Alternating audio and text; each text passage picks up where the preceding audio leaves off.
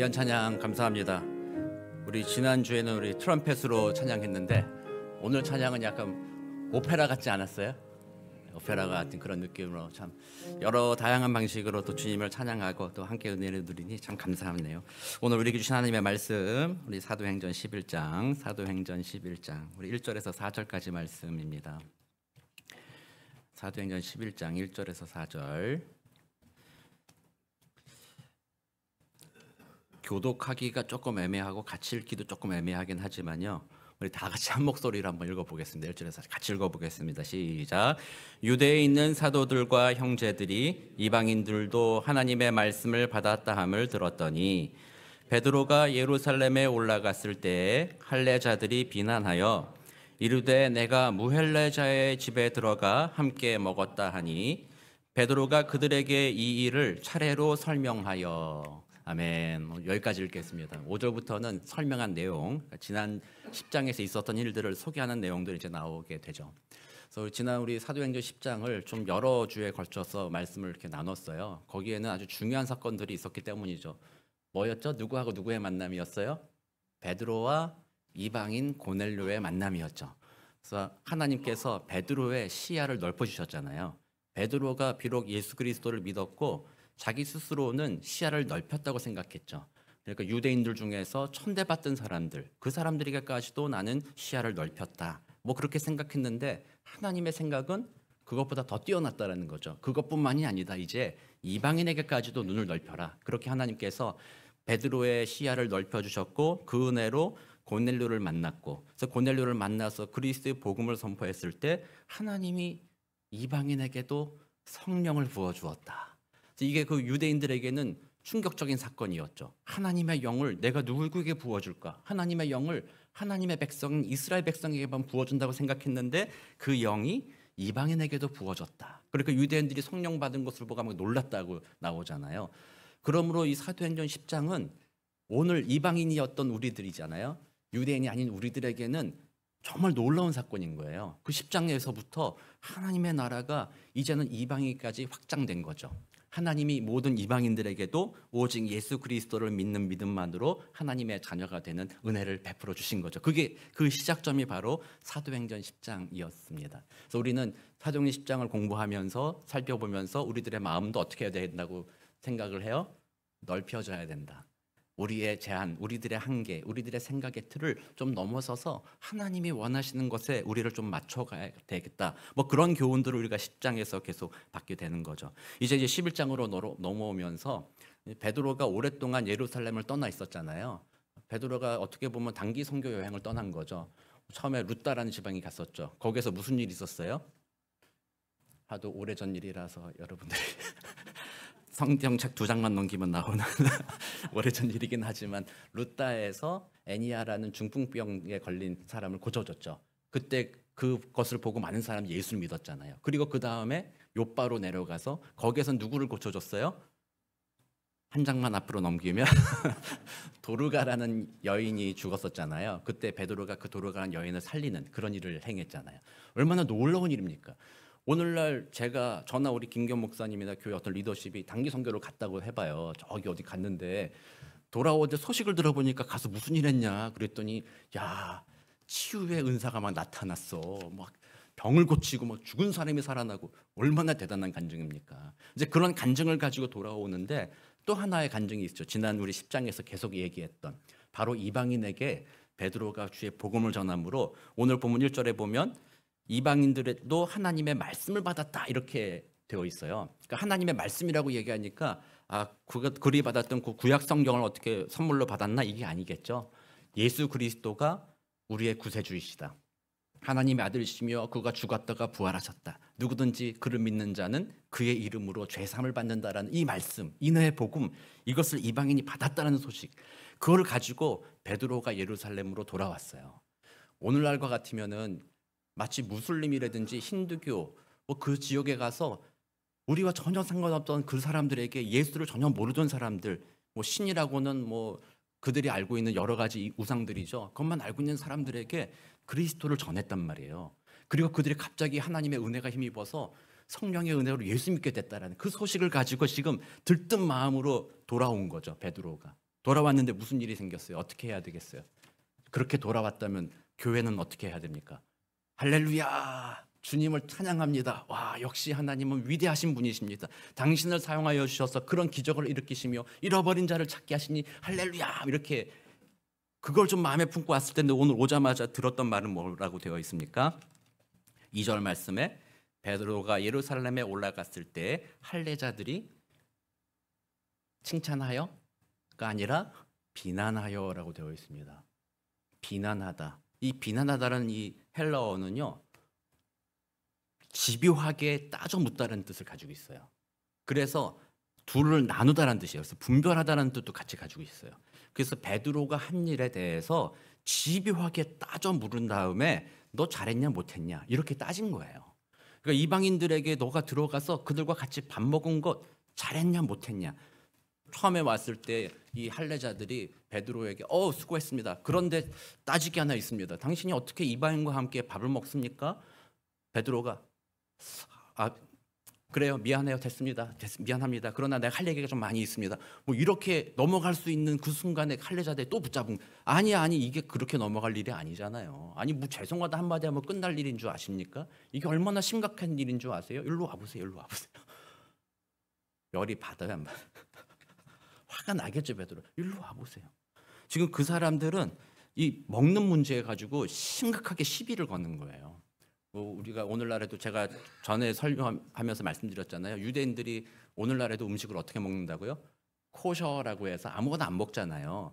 자기네 나라에서 그렇게 먹으면 문제가 아닌데 다른 나라에게까지도 코셔 인증을 받게 만들잖아요. 그래서 다른 나라 유대인들도 자신들이 먹는 것에서 이렇게 율법을 범하지 않게 하기 위해 코셔 인증 찍고 막 그런 거 먹잖아요. 근데 이 당시만 해도 그게 진짜 심각했다라는 거예요. 사실 베드로도 그 하나님의 그 환상을 보기 전까지는 베드로 자신도 그런 문화 속에 있었던 거죠. 내가 아무거나 함부로 먹을 수 없습니다. 내가 이방인과 어떻게 같이 먹습니까? 부정한 것을 나는 평생 먹지 않았습니다. 안 먹었습니다. 뭐 그런 생각을 베드로도 가지고 있었던 때가 환상 보기 전이었죠. 여기 돌아왔는데 이 사람들이 그거 가지고 시비를 겁니다. 아니 그건 진짜 잘못됐습니다. 아무리 당신이 사도고 아무리 당신이 그리스도인이라고 할지라도 어떻게 유대인으로서 이방인과 함께 밥을 먹습니까? 그 집에 가서 머무는 것도 뭐 오케이. 근데 어떻게 밥을 먹습니까? 걔네들이 밥에다 뭘 섞었을 줄 알고 그들이 준 음식에 고기가 돼지고기인지 뭔지 뭘 알고 당신이 그렇게 함부로 행동했습니까? 라고 지금 이 사람들이 베드로에 대해서 비난하고 있다는 겁니다. 베드로의 기분이 어땠겠어요? 좋았을까요? 나빴을까요? 여러분 입장 바꿔 생각해 보세요. 기분이 좋지 않았을 겁니다. 비난하는 말을 듣는 사람의 기분이 좋은 사람이 세상에 어디 있겠어요. 그리고 이 베드로라는 인물이 또 어떤 인물입니까? 성질이 아주 그냥 대단한 인물 아니었습니까? 예수님 잡으러 왔을 때 예수님 그 겟세마네에서 기도하고 있을 때 그 대제사장 무리들이 그 칼과 뭐 몽치를 가지고 예수님 잡으러 왔을 때 제일 먼저 뛰어나가 가지고 칼을 빼들고 말고라는 인물의 귀를 잘라버린 인간이 누구예요? 베드로잖아요. 물불을 안 가리는 거예요. 그거 가만히 생각해 보면요, 저쪽이 칼도 많고 우리 칼 뭐 가진 거 몇 개도 없고 그런데 그냥 다짜고짜 앞에 있는 사람 귀 잘라버리고 뭐 한번 해보자 뭐 이런 사람이 베드로라는 거예요. 제가 아주 어린 시절 제 성질 같았어. 베드로가 막 들이받는 거죠. 뭐 하면 안 된다, 그러면 안 된다. 이 상황에 처하면 베드로가 어떤 기분이겠어요? 베드로는 사도이고 이 교회에 아주 리더십의 자리에 있는 사람이잖아요. 이렇게 비난하는 자들에게 이렇게 반응할 수 있었을 거예요. 아니 지금 무슨 소리 하는 겁니까? 아니 당신이 뭔데 나한테 이렇게 고생하고 애써온 나를 그렇게 비난한 것입니까? 한번 얘기해 봅시다. 뭐 이렇게 이야기할 수 있겠죠. 그리고 부드럽게 얘기하지 않을 수 있어요. 따져보고 그렇게 당신이 날 비난해? 당신은 뭐 잘했어? 이럴 수도 있는 그런 상황이 지금 현재 상황이라는 거죠. 먼저 이들을 비난한 이 사람들은 사실은 우리가 이 묵상하면서 오해하면 안 됩니다. 이 사람들이 우리들이라는 것을 잘 생각해 봐야 되는 거예요. 그와 같이 비난하지 말아라. 그렇게 자기 기준을 세우지 말아라. 뭐 그렇게 우리가 적용할 것은 아닙니다. 이 사람들 보면서 첫 번째로 적용해야 할 것은 우리도 이와 같이 어리석은 자들이다라는 것을 아는 거예요. 베드로도 그렇고 이 사람들도 그렇고 그냥 자라온 그 시대에 생각하는 수준이 거기까지밖에 안 되는 거예요. 유대인으로서 율법을 지켜라, 먹을 걸 지켜야 된다, 그 수준밖에 안 된다라는 거죠. 그리고 그들이 모여있던 그 유대인 무리에서는요, 그 생각이 한 번도 도전받은 적이 없어요. 그 생각이 당연시 되었죠. 그것이 당연히 옳다라고 여겼다라는 거예요. 그러니까 이 할례자들이 그렇게 얘기하는 것에 대해서 전혀 거리낌이 있었다거나 뭔가 문제가 있었다는 것이 아니라 어떻게 보면 자기 스스로 의롭게 얘기할 수 있었어요. 아니 유대인으로서 어떻게 그렇습니까? 이렇게 얘기할 때 모든 유대인은 그 말에 동의해요. 아 그래, 아 미안해, 잘못했어, 내가 그러면 안 되는 거였는데, 전부 다 그냥 그렇게 당연하게 생각하는 것이 그들의 문화였다라는 거예요. 그래서 그들의 생각은 거기에 갇혀 있었다라는 거죠. 그렇게 본다면 우리들도 마찬가지일 수 있다라는 거예요. 사람에 대해서 여러분들이 오해하면 안 됩니다. 사람이 아무리 대단하다 할지라도 사람은 자신들의 경험과 자신들이 읽은 책들과 그 경험 수준에 갇혀 있는 존재들이라는 거죠. 그리고 제가 느누이 말씀드리지만 속기 쉬운 존재라는 거예요. 스스로를 속인다라는 거죠. 자기가 세운 기준, 자기가 알고 있는 수준이 절대적인 진리라고 여기며 살아가는 게 인간이라는 거예요. 그거는 거짓말이잖아요.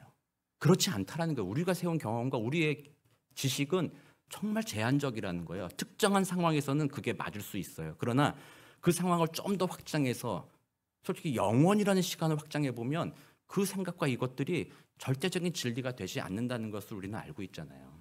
그래서 과학자들, 뛰어난 과학자들이나 뛰어나게 존경할 만한 사람들이 있어요. 예수 믿지 않는 사람들 중에서도 그런 사람들이 있는데 그런 분들의 모습이 왜 존경받을 만하냐면 태도를 보는 거예요. 진짜 겸손하거든요. 깊이 있게 과학을 연구해 본 사람들은 내가 아는 것은 여기까지입니다. 이 안에서는 내가 설명 가능합니다. 그러나 시간이 지나고 상황이 바뀌면 내가 아는 것이 틀릴 수 있습니다. 이게 과학자의 기본적인 태도예요. 과학자들이 그런 열린 마음을 가지고 있지 않다면 과학이라고 말할 수 없어요. 과학자가 아니라는 거죠. 자신의 생각이 틀릴 수 있다라는 생각을 갖는 것이 진정한 과학자다. 그래서 그런 사람들이야말로 우리 교회, 기독교 신앙에 대해서 함부로 폄하하고 함부로 말하는 사람들을 제가 거의 못 봤어요. 한국의 완전히 그 진화 생물학자이며 한국의 그런 무신론자이신 분도 교회 나간대요. 아내가 교회 다녀가지고 독실한 아내를 만나가지고요, 젊을 때부터 교회 간다는 거예요. 그래서 일주일에 한 번씩 교회 가서 예배를 드린대요. 막 목사가 뭐 설교하면요 받아 적는데요, 막 그러면서 자기도 가끔씩 도전을 받는다는 거예요. 이 사람들은 하나님이 없다고 나는 믿지만 이 사람들이 믿고 하는 행동을 보면 뭔가 있는 것 같기도 하다라고 그렇게 하면서 그분이 그런 의미에서 교회를 절대로 이렇게 틀렸다거나 뭔가 우매하다거나 그렇게 얘기하질 않더라고요. 나도 간다 그렇게 얘기하시는 걸 볼 때 인간의 자기 이해, 우리 스스로는 한계가 있다는 것을 고백하는 그 태도가 참 중요하다는 거예요. 그래서 오늘 이 할례자들과 같이 우리가 자칫 잘못하면 내 생각과 내 경험과 내 것이 옳다라고 그 안에 갇혀 있기 시작하면요 진리로부터 멀어진다라는 거예요. 지금 베드로가 유대인으로서 이방인과 같이 식사한 그 이유는 뭐 때문에 그렇게 한 거예요? 베드로가 자기 영광을 위해서 그렇게 한 거 아니잖아요. 베드로도 안 하려고 그랬어요. 그러나 누가 시켰어요? 하나님이 시키신 거잖아요. 하나님이 성령으로 환상을 보여주셨고 하나님이 성령으로 인도해 주셨잖아요. 그리고 하나님이 말씀하셨죠. 이게 내 뜻이다. 근데 지금 할례자들이 그 베드로를 공격한다라는 게 결국 누구를 공격하는 거예요? 베드로만 공격하는 것이 아니라 하나님의 뜻에 대해서 공격하는 거예요. 비난하는 거예요. 얼마나 큰 두려운 일입니까? 그러니까 우리가 이 첫 번째 요 사람들의 모습을 보면서 우리를 되돌아보는 거예요. 나도 살아가면서 때때로는 내 생각에 사로잡혀서 다른 사람을 함부로 판단하고 함부로 비난한 적은 있지 않았는가? 내가 항상 옳다라고만 생각하고 있지 않았는가? 그래서 그리스도인으로서 가장 핵심 가치인 겸손을 잃어버린 채 다른 사람을 함부로 말하고 그것 때문에 내가 좀 더 높아졌다는 그런 느낌을 갖고 있지는 않은가? 우리가 이걸 한번 돌아보아야 된다는 거예요. 그래서 이번 한 주간 우리 다시 한번 여러분들의 생각과 사고들을 주님 앞에, 말씀 앞에 내려놓는 겸손의 훈련을 해 나가야 되는 거죠. 주님의 뜻이 무엇인가? 그 훈련들이 우리에게 필요하다. 이게 첫 번째 이 할례자들을 통해서 우리에게 주시는 또 도전이기도 합니다. 두 번째는 이제 아까 말씀드린 대로 이러한 도전 앞에 베드로가 어떻게 반응했냐는 거죠. 옛날 같은 성격이었으면 되받아쳤겠죠. 감히 야 수고하고 온 나에게 너희들이 그럴 수 있냐. 아무리 그런 생각 들더라도 먼저는 좀 쉬어라. 아 고생했다. 좀 이렇게 얘기하고 그 다음에 얘기하면 되는 거 아니냐. 근데 네가 어떻게 오자마자 우리를 비난하냐. 이렇게 맞받아칠 수 있었겠지요. 그러나 오늘 본문에서 베드로가 그들에게 어떻게 했다고요? 베드로가 그들에게 이 일을 차례로 설명하여라고 되어 있습니다. 차례로 차근차근 설명을 해 나갔다는 겁니다. 자신의 감정을 억눌렀다는 거죠. 다스렸다는 겁니다. 억눌렀다는 표현보다는 다스렸다는 표현이 더 맞는 거예요. 다스렸다라는 거죠. 이 순간 불쑥불쑥 내 마음에 한번 들이치고 싶은 그 마음이 있었으나 그 감정을 살짝 다스린 다음 그리고 하나님께서 자신을 통해서 행한 이 일들을 이야기하기 시작했다라는 거죠. 자신의 감정, 자신의 기분으로 되받아치지 않았다라는 점이에요. 어떻게 그래요? 성령 하나님이 베드로의 마음을 만져주셔서 그 감정을 다스릴 수 있었어요. 그래서 되받아치지 않았다. 그리고 물러나지도 않았다. 그 비난 앞에 알았어. 나는 너와 싸우고 싶진 않으니까 미안해. 잘 있어. 앞으로 우리 만나지 말자. 회피하지도 않았다. 그들 앞에 감정으로 복수하지 않았고 도망가지 않았고 오히려 절제된 마음으로 하나님의 일, 하나님의 말씀을 그들에게 차례로 설명하기 시작했다라는 거예요. 쉬운 일일까요? 안 쉬운 일일까요? 쉽지 않은 일이잖아요. 여러분들도 신앙생활 하거나 삶을 지나다 보면 나를 공격하는 경우도 얼마나 많이 있어요. 어떤 사람은 그렇게 얘기하더라고요. 10명 공동체가 있으면 2명은 나를 좋아한대요. 6명은 나에게 아무 관심이 없대. 나머지 2명은 뭐예요? 나를 싫어한대요. 어딜 가나 그렇다는 거예요. 그래서 모두가 날 좋아할 거라는 환상에 빠지지 말라고 조언하는 분이 있더라고요. 목회자가 거기에 빠질 가능성이 진짜 커요. 여기 계신 모든 분들이 저를 다 좋아할 거라고 저는 생각하거든요. 근데 그러면 뭐라 그러는 거예요? 아닌 사람도 있다는 거예요. 그걸 잊지 말라는 거예요. 어쨌든 무슨 얘기에 이런 얘기를 하는 거예요. 대받아치지 않고 도망가지 않았다. 주님의 말씀으로 상황을 차근차근 설명했다. 이거 너무 귀한 일이에요. 세상 사람들도요 이거를 진짜 중요하게 여겨요. 세상 사람들의 책 중에 그게 있어요. 기분이 태도가 되지 않게라는 책이 있어요. 자기 기분대로 막 난다고 태도 막 보이지 말아라. 그러면 너 손해 본다라는 거예요. 우리 크리스찬 책 중에서 제가 여러 번 소개했고 지금 주보에 안 나왔지만 이번 11월, 12월 우리 필독서로 한번 해보려고 하는데 마음을 따르지 않을 용기 그런 거잖아요. 자신의 감정대로 막 하다가 망하는 경우들이 얼마나 많이 있어요. 감정을 따라가면 안 된다는 거예요. 충동 구매. 아마존 보다가 갑자기 이거 좋아 보이는데 막 사고 나중에는 돈 못 갚아가지고 이거 어떻게 하나 이렇게 어려움 당하기도 하고 뭐 이거는 아주 작은 예죠. 여러분들 중에 혹시 주식 투자하시는 분들 있으면은 갑자기 주식이 떨어지면 어떡해요? 큰일 났다 손해본다. 그때 막 팔고 주식이 막 올라가면 늦었나 보다 주식 사자 막 사고 그러면 어떡해요? 떨어질 때 팔고 올라갈 때 사니까 더 마이너스가 되는 거죠. 그래서 주식 투자할 때도 뭐라고 그래요? 감정에 따르지 말라는 거죠. 상황에 휘둘리지 말라는 거죠. 실제로 그 기업의 실적을 보라는 거 아니에요. 그럼 이성적으로 봐야 된다는 거 아니에요. 사람의 사는 방법이 다 그렇다라는 거예요. 자신의 감정, 기분 여기에 따라서 반응하는 거는 망하는 지름길이다. 그리고 그렇게 행동하는 거는 어린 아이들이나 그렇게 하는 거다. 성숙한 어른이 되어 간다라는 거는 자신의 감정을 다스리는 사람들이다. 분노할 상황에서 분노를 참고 상황을 객관적으로 보며 진실이 무엇인가를 추구하는 삶. 그게 성숙한 어른이라는 거죠. 너무 기쁠 때도 기쁜 거에 막 휩싸여가지고 물불 안 가리는 그런 태도가 아니라는 거죠. 그래서 자신의 기분에 이끌리지 않는 삶. 그게 성공의 길이다라고 세상 사람도 말하는데 그게 일부의 진리이고 오늘 하나님께서 이 베드로를 통해서 우리에게 또 말씀해 주는 거예요. 그날 베드로가 야 너희들이 나한테 그렇게 얘기하냐 분노로 같이 막 맞받아 쳐가지고 야 그게 아니야 잘 들어봐 하나님이 이랬다고 나도 그러고 싶지 않았어 너 왜 그래 이렇게 얘기하면 저쪽 사람은 또 뭐라고 그랬어요? 아니 아무리 그래도 그러다 보면 결국 그 끝은 어디로 가요? 더 이상 진리는 중요하지 않아요. 더 이상 사실은 중요하지 않아요. 남아있는 건 감정 싸움이에요. 감정만 상해요. 네가 그렇게 나와? 난 이렇게 나갈 거야. 그러다 보면 나중에 끝에 가서 막 싸우다가 갑자기 서로 하는 얘기가 뭐예요? 우리 왜 싸웠지? 왜 싸웠지? 그건 좋은 결말이에요. 우리 왜 싸웠지라고 얘기하는 건 좋은 결말인데 대부분은 그렇게 왜 싸웠지라고 안 하죠. 싸운 이유도 모른 채 그 다음 끝에 가면 결국에는 깨지는 거죠. 서로 안 만나는 거죠. 그렇게 해서 관계가 끊어져 버리는 거예요. 만약에 초대교회 이 시절에 베드로가 이 사람들에게 함부로 그렇게 행동했다고 한다면 둘 사이에 이제는 갈등이 깊어졌겠죠. 그래서 어쩌면 이 초대교회 이 성경 구절에 오늘날 우리 한인 교회들이 겪고 있는 그 다툼이 여기에 나타났을지도 몰라요. 이렇게 깨졌더라.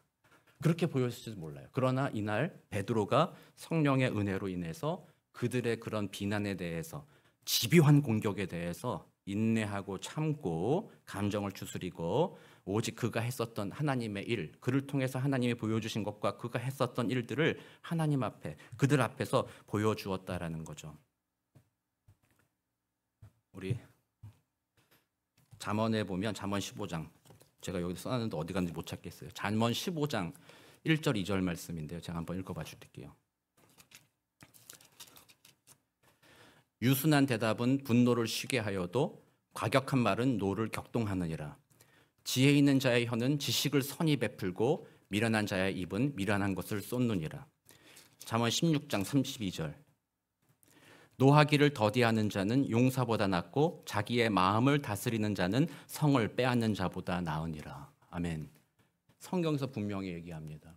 여러분들의 감정을 다스리라고 합니다. 여러분들의 기분을 다스리라고 합니다. 이거는 기분을 여러분들이 뭐 없이 해라, 무감각한 아무런 감정 없는 냉혹한 인간이 되어라, 어떤 AI 기계가 되어라는 말이 아닙니다. 여러분들에게 다가오는 감정이 있다는 인간이기 때문에, 그러나 그 감정에 휘둘리지 말고 진리가 뭔지 그것을 붙잡으라는 얘기예요. 신앙생활하는 여러분들이 날마다 고백하는 건 하나님의 말씀이 우리의 최고의 권위입니다. 솔라 스크립툴라, 오직 성경으로 막 고백하고 막 고백하지만 여러분들의 신앙의 태도를 살펴보세요. 말씀대로 살아요? 아니면 감정대로 살아요? 오늘은 왠지 교회 갈 기분이 아니야. 오늘은 왠지 교회에 좀 하루 쉬어도 문제 없을 것 같아. 오늘은 왠지. 자, 다 같이 한번 해볼까요? 오늘은 왠지. 자신의 그 감정에 막 사람들이 이끌리면서 신앙생활 해 나가잖아요. 왜 그래요? 교회 말씀대로 안 살아도 큰 손해 안 당하는 것 같아 보이니까. 직장 생활은 그렇게 안 하잖아요. 직장에서 막 사표 내고 싶고 막 성질 나고 막 이래도요. 여기 있지 누가 꺼내는 사람이 어디 있어요. 진짜 마지막에 하다 안 돼가지고 한다거나 아니면 다른 대안이 있을 때 꺼내잖아요. 참잖아요. 그 감정대로만 망하는 거 알잖아요. 근데 신앙생활은 그렇게 안 한다라는 거예요. 교회 오면 그렇게 안 한다라는 거예요. 오늘 나 기분 나빠. 건드리지 마. 교회 와서 그런다는 거예요. 그러므로 다른 사람에게 그 자신의 감정을 다스리지 못하고 그렇게 행동하기 때문에 서로 분노에 휩싸여서 교회가 진리 가운데 하나됨이 아니라 감정의 싸움으로 전락해버려서 교회가 가장 힘든 곳이 되어버리기도 하는 거죠. 너무 힘든 곳이 되어버리는 것입니다. 그래서 오늘 우리는 다시 한번 보는 거죠. 아, 베드로와 같이 야, 이가 그런 비난 앞에서도 그 집요한 공격 앞에서도 야, 그 감정을 다스리고 차근차근 주님의 말씀을 전했구나. 야, 귀하다. 우리 그렇게 하도록 해보자. 그래서 사실은 이거 설교는 저한테 하는 거기도 합니다. 저 목사가 좀 그럴 가능성이 매우 크거든요. 교회 리더십이 그럴 가능성이 매우 크거든요. 그래야 됩니다. 두 번째 또 중요한 점은요. 이 비난했던 사람들의 태도도 중요해요. 자신들의 생각에 틀렸다고 집요하게 이렇게 들었지만 베드로가 얘기할 때 들었어요. 그 얘기를 들어주었다라는 거예요. 오늘 우리가 읽지 않았지만 18절에 보면 그들이 이 말을 듣고 잠잠하여 하나님께 영광을 돌려 이르되라고 얘기합니다. 그러면 하나님께서 이방인에게도 생명 없는 회개를 주셨도다 하니라 라고 얘기합니다. 그 말을 듣고 생각을 바꿨다라는 거예요. 이 사람들이 마음이 겸손해서 그 말을 들어주었다라는 거예요. 교회 안에 여러분들도 분노로서 감정을 폭발하지 않고 다스리면서 말하는 것도 배워야 되지만 또 다른 한편 아까 처음 내가 생각했던 것들이 제한적이며 틀릴 수 있다라는 그 마음 가지고 하나님의 말씀에 귀를 기울이고 말을 들어야 된다라는 거예요. 목사로서 여러분들께 이야기하는 겁니다. 간혹 성도님들이요 안 들어요, 안 들어. 간혹이 아니고 대부분인지도 모르겠어요.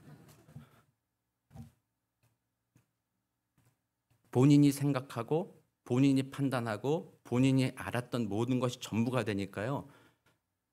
좀 설명 좀 들어주세요. 이래서 이런 겁니다. 상황이 이래서 이런 겁니다. 설명을 아무리 해도 안 들어요. 안 듣고 자기 할 말을 그 시간에 생각하고 있어. 자기 얘기만 하는 거예요. 그러면은 그 상황에 대화가 돼요, 안 돼요? 안 돼요. 그러면 대화가 안 되면 관계가 회복이 되겠어요, 안 되겠어요? 안 된다는 거죠. 깨지는 거예요. 그래서 듣는 사람도 마음을 열고 내가 주님 앞에 잘못 생각할 수도 있겠구나, 죄인이구나, 이 사실을 가지고 하나님의 말씀을 가지고 서로 이야기하고 서로 듣고 이런 열린 마음으로 대화할 때 이런 갈등들이 없을 수도 없으나 그 갈등이 복음적으로 해결되기 시작하는 거예요. 그런 과정들이 없으면 갈등은 반드시 분리로 나타나게 돼 있어요. 서로 싸우게 돼 있다라는 거죠. 누가 옳으니 그르니 그거 가지고 싸우기 시작하면요, 감정으로 돼서 결국에는 깨진다라는 거예요. 관계 회복을 경험을 못 해보는 거예요.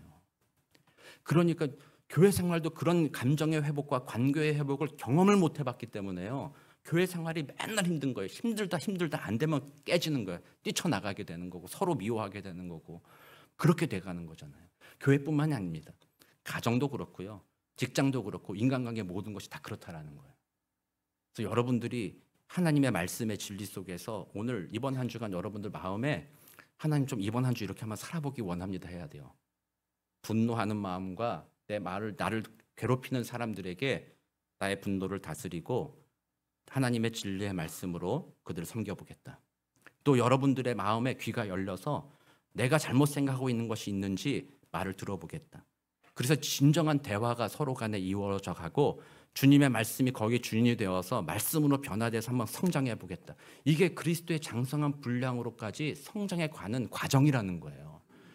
여러분들이 주님의 장성한 분량까지 성장해 가겠다라는 진정한 소망을 가지고 있다면, 어떤 경우는 그런 소망도 없어요. 그냥 이렇게 살면 되지 하는데, 성경은 분명히 우리로 하여금 그리스도의 장성한 분량까지 이 땅에서 성장해 가라는 거거든요. 그 장성한 분량이란 결국에는 끝에 가서 이기심이 완전히 벗어지고 다른 사람을 위해서 나 자신을 내는 사람이 되는 것이거든요.